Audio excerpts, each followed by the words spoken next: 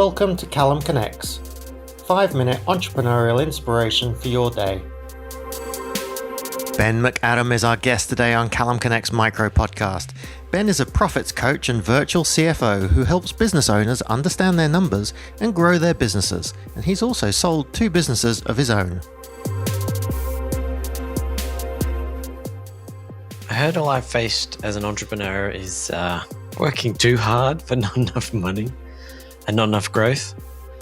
And as the business grew with more people to help me, I actually found myself busier somehow.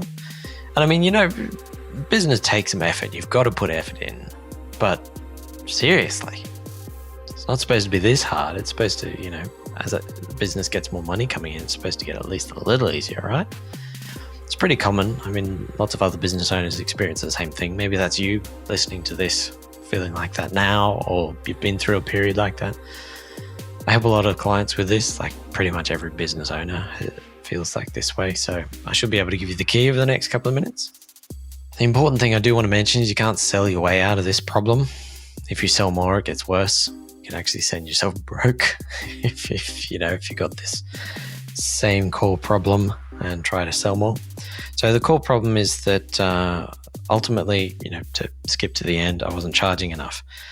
There's this thing called your gross profit margin. Let's just call it your margin.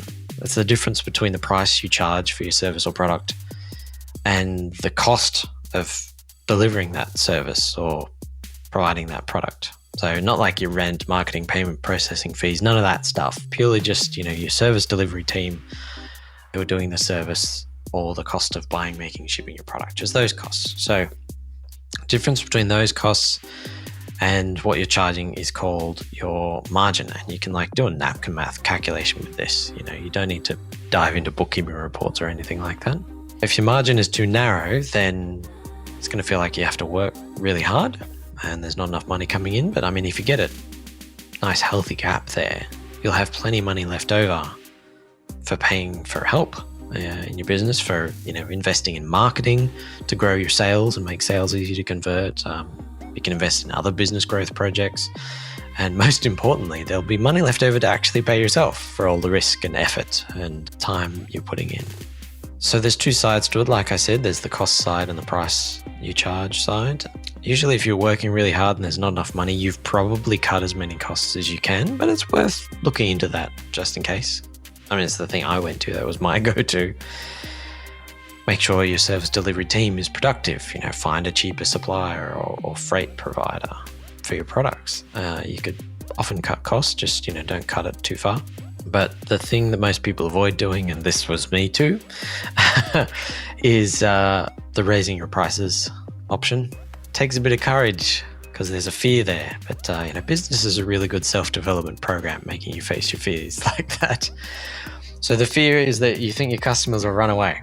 So I want to leave you with something. Imagine this scenario where you double your prices. Big dramatic price rise. Half your customers leave. Big dramatic exodus. Your revenue is going to be about the same as before I sent you on this emotional roller coaster. Thanks, Ben. Wish I hadn't listened to you. Revenue's the same. But if you've got half as many customers, then you've got half as many costs. So your revenue's the same, but you've slashed your costs in half. So even though you went through that dramatic emotional roller coaster, you're a lot more profitable because you raised your prices. I hope this helps, and best of luck. To receive a complimentary copy of the Progressive Partnerships book for entrepreneurs on Kindle or audiobook, plus loads of other goodies at the intersection of investing and small business, go to callumlang.com now.